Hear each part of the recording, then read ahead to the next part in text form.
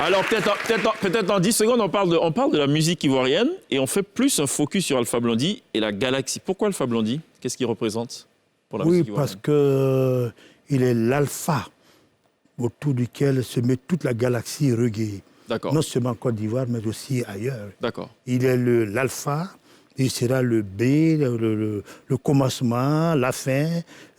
Pour moi, alpha, c'est le commencement et la fin, voilà. Tikendia disait dans une interview qu'il m'a accordée à l'époque, si on devait attribuer un siège de président du reggae, ce serait Alpha Blondy indiscutablement.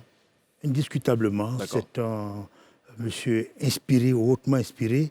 J'ai rarement rencontré au cours de ma carrière de journaliste et d'enseignant un poète aussi inspiré. Alpha Blondy, c'est d'abord un poète. C'est la qualité de ses textes, très souvent, supplante même le support musical. C'est un penseur, c'est un philosophe de la cité moderne. Et c'est pour cela qu'il n'a pas toujours été compris. On le comprend plus tard, après le désastre. C'est cela, malheureusement. Tibius Kofi, merci beaucoup d'être là. On va parler musique avec vous tout au long de cette émission. Ce qui vous vaut d'être là, c'est surtout votre grande connaissance de la musique ivoirienne. D'ailleurs, est-ce qu'il est juste de dire la musique ivoirienne? Est-ce qu'il ne faudrait peut-être pas dire les musiques ivoiriennes? Ou du reste, est-ce que ça existe, la musique ivoirienne? Oui, la musique ivoirienne existe, tout comme la Côte d'Ivoire existe.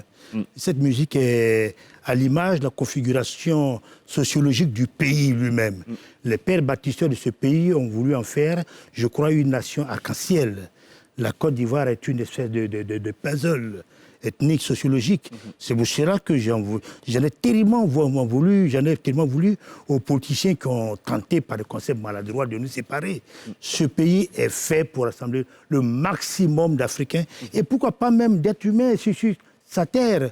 Les plus grands entraîneurs de Côte d'Ivoire, c'est qui?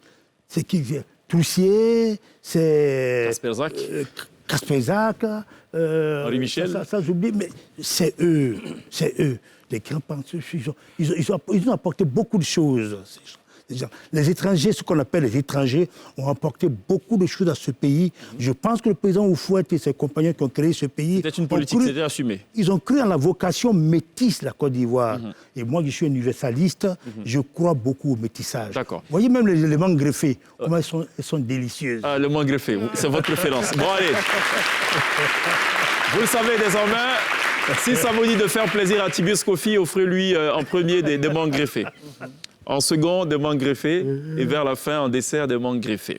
Est-ce qu'avant 1960, on pouvait parler de musique ivoirienne? Oui, il y en avait. C'est conforme à la gestation de ce pays. Déjà, au cours des années 40-50, nous avons déjà eu nos premiers musiciens modernes, comme Jean-Baptiste Yao, comme... Auteur du 6e sillon? Oui, Jean-Baptiste Yao, c'était un génie de la musique. Hein. Il a très tôt appris à lire, à écrire la musique. Il était guitariste, il était trompettiste, violoncelliste, s'il vous plaît. C'est lui qui a le jeu du fameux « Soyez bénis, grand vous poigné ». Et il jouait de la flûte traversière, une selmer, une marque très rare. D'accord. J'ai eu la chance de faire sa connaissance au cours des années 90. Il était sur le point de partir. Et j'ai eu plaisir d'ailleurs à jouer avec lui. C'était un monsieur délicieux. Vous étiez à la guitare? Oui. Je suis venu avec une guitare. Si vous on va s'amuser à faire quelque chose tout à l'heure. Bien sûr, ce sera avec plaisir. Ce sera avec plaisir qu'on va... On va écouter Tiburce à la guitare. Peut-être pour terminer, justement, donc il y avait une musique ivoirienne qui existait avant les Oui, comme je dis, elle était conforme à la gestation de ce pays. Nos premiers musiciens avaient toujours tout interprété. Ils n'étaient pas cloisonnés dans des genres. Ils faisaient de l'afro-cubain, ils faisaient de la rumba, ils faisaient surtout la chanson française. Nos premiers auteurs-compositeurs s'exprimaient comme des Français. Vous vous rappelez ce morceau? Mais d'où ma question. Il n'y avait pas de musique ivoirienne pour l'instant, en ce temps-là. La musique ivoirienne, dans la mesure, d'abord, elle est jouée par des Ivoiriens. OK.